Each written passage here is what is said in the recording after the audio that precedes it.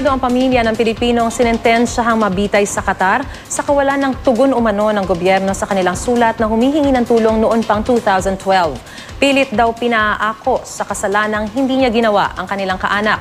Tinorture din umano ang Pinoy para mapaamin sa mga kasong isinampa sa kanya. Balitang hatid ni Sandra Aguinaldo.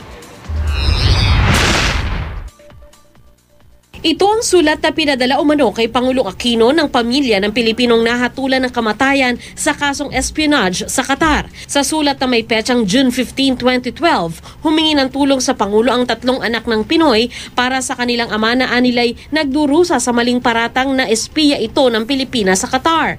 Ayon sa kaibigan ng Pilipinong ito, walang sagot na natanggap ang pamilya mula sa Malacanang sa loob ng 2 taon. Sabi naman ng palasyo, wala silang natanggap na sulat mula sa mga anak ng nasentensyahang Pinoy. Lumapit din umano sila kay Vice President Jejomar Binay noong 2011 pero wala rin po eh. Wala pong naging development. Nakausap namin at sabi namin sige ho at gagawa kami ng paraan.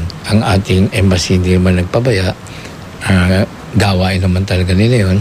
Isang dilagdaang salaysay ang iniwan ng Pilipino sa Philippine Embassy bago pa man siya maaresto noong March 2010. Sabi niya, iniimbestigahan siya ng petroleum company na pinagtatrabahuhan para sa umunoy pagtanggap ng komisyon, bagay na ilang ulit na daw niyang itinanggi. Napag-alaman naman daw ng kanyang kaibigan na iniimbestigahan din noon ang dating boss nito na mula umano sa isang royal family sa Qatar. Narinig ko, sabi nung boss niya sa kanya, you take the blame. Be the sacrificial lamb and we will take care of you and your family. May pag-asa, hallelujah, kapag kami po ay tumawag sa iyo. Ngayon, ang mga kaibigang kasamang nakulong sa Qatar ang nagtatanggol sa kanya. 6 sa kanila ang pinalaya at nasa Pilipinas na ngayon.